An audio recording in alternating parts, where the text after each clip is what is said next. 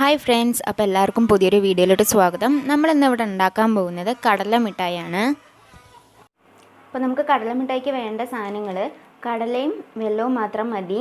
ഇത് റോസ്റ്റഡ് കടലയാണ്, അതിൻ്റെ തോല് കളഞ്ഞെടുത്തിട്ടുണ്ട്. അപ്പോൾ നിങ്ങളുടെ കയ്യിൽ സാധാ കടലയാണെന്നുണ്ടെങ്കിൽ അതൊന്ന് വറുത്തിട്ട് അതിൻ്റെ തോല് കളഞ്ഞെടുക്കുക. ഇപ്പോൾ നമ്മൾ കടല ഒന്ന് ജസ്റ്റ് ക്രഷ് ചെയ്ത് എടുത്തിട്ടുണ്ട്. അപ്പോൾ നമുക്കിനി ഉണ്ടാക്കാൻ തുടങ്ങാം.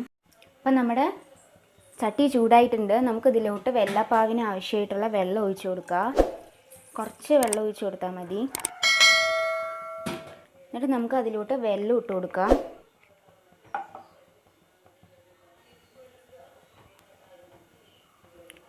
അപ്പോൾ നമുക്കിതൊന്ന് ജസ്റ്റ് വെള്ളപ്പാവാക്കിയിട്ട് വരാം. അപ്പോൾ നമ്മുടെ വെള്ളപ്പാവായി വന്നിട്ടുണ്ട്. നമുക്കിതിലോട്ട് 1 ടീസ്പൂൺ നെയ്യ് ഇട്ട് കൊടുക്കാം. കുറച്ച് കൊടുക്കാം. നമുക്കിതിലേക്ക് കുറച്ച് ഏലക്കപ്പൊടി ഇട്ട് കൊടുക്കാം. ഏലക്കപ്പൊടി കൂടുതലാവാൻ പാടില്ല. അപ്പോൾ ഇതൊന്ന് നന്നായിട്ട് ഇതാക്കി കൊടുക്കാം. വെള്ളപ്പാവൊക്കെ ഒന്ന് നന്നായി കുറുകി വരണം. ഓക്കെ, ഇതൊരു മീഡിയം സിമ്മിലിട്ടിട്ട് വേണം ചെയ്യാൻ. പിന്നെ ഞാനിവിടെ കടല ഒന്ന് ക്രഷ് ചെയ്തെടുത്തിട്ടുണ്ടായിരുന്നു. നിങ്ങൾക്ക് അത് വേണ്ട ക്രഷ് ചെയ്യേണ്ട കടല അങ്ങനെ ഇടുക എന്നുണ്ടെങ്കിൽ നിങ്ങൾക്ക് അങ്ങനെ ചെയ്യാവുന്നതാണ്. ഓക്കെ, അപ്പോൾ നമ്മുടെ പാവ് നന്നായിട്ട് കുറുകി വന്നിട്ടുണ്ട്. ഇത് പാവിൻ്റെ കറക്റ്റായിട്ടുള്ള പാകം അറിയണമെന്നുണ്ടെങ്കിൽ നിങ്ങൾ അടുത്ത് കുറച്ച് വെള്ളം വെക്കുക. എന്നിട്ട് ഈ പാവ് ഒന്ന് ഒറ്റിച്ച് നോക്കി അത് നന്നായി പൊട്ടി വരുന്ന രീതിയിലാണ് പാവ് വന്നിട്ടുണ്ടെന്നുണ്ടെങ്കിൽ അത് കറക്റ്റായിട്ടുള്ള അളവായിരിക്കും. ഓക്കെ,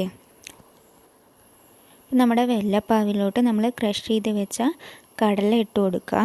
നിങ്ങൾക്ക് ക്രഷ് ചെയ്യേണ്ടെന്നുണ്ടെങ്കിൽ കടല അങ്ങനെ ഇട്ട് കൊടുക്കാവുന്നതാണ്. എന്നിട്ട് നമുക്ക് നന്നായിട്ടൊന്ന് വെള്ളപ്പാവും കടലയൊക്കെ കൂടി നന്നായിട്ട് മിക്സ് ചെയ്തെടുക്കാം.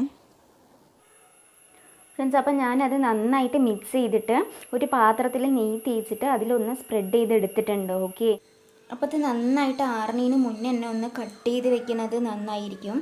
ആറിക്കഴിഞ്ഞാൽ പിന്നെ കട്ട് ചെയ്യാൻ ബുദ്ധിമുട്ടായിരിക്കും.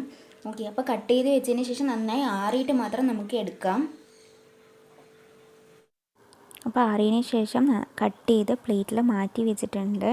അപ്പോൾ എല്ലാവരും ഇതൊന്ന് ട്രൈ ചെയ്ത് നോക്കുക, വളരെ ടേസ്റ്റിയാണ്. അപ്പോൾ നമ്മുടെ വീഡിയോ ഇഷ്ടപ്പെട്ടെങ്കിൽ ലൈക്ക് ചെയ്യുക, സബ്സ്ക്രൈബ് ചെയ്യുക, കമൻറ്റ് ചെയ്യുക.